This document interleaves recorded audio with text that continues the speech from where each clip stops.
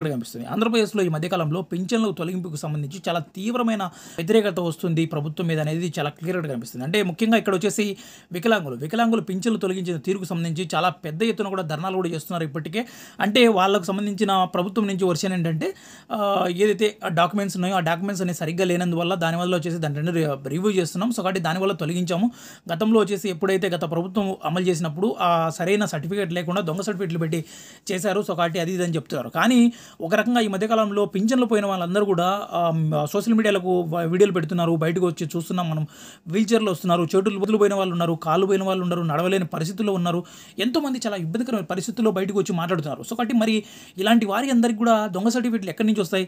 ఎవరైనా ఒక రకంగా దొంగ సర్టిఫికేట్ అంటే కొద్దిగా దీంట్లో ఏంటంటే ఎక్కడికైనా వాళ్ళు ఏదైనా ఒక సర్టిఫికేట్లు ఏదైనా పుట్టించుకోవాలన్నా చేసుకోవాలన్నా కూడా ఒక తీవ్రమైన ఒక ఖర్చుతో కూడిన పని.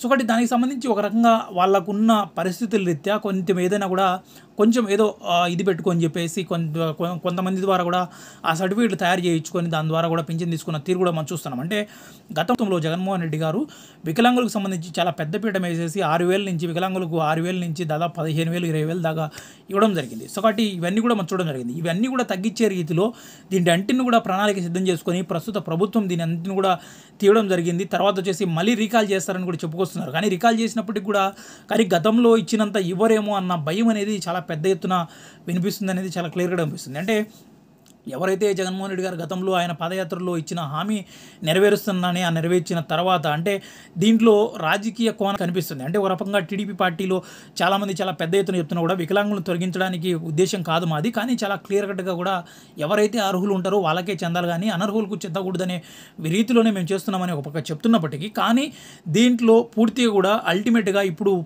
తీసేసిన పింఛన్ల నుంచి తొలగించిన వారి లిస్టులో చాలా పెద్ద ఎత్తున కూడా ఎవరైతే వికలాంగులు ఉంటారో వాళ్ళే చాలా పెద్ద ఎత్తున ఉంది అనేది చాలా క్లియర్‌గా కనిపిస్తుంది. ఎందుకంటే యావత్ రాష్ట్రం మీద చాలా పెద్ద ఎత్తున కూడా ధర్నాలు చేస్తున్న తీరు కూడా మనం చూస్తున్నాం.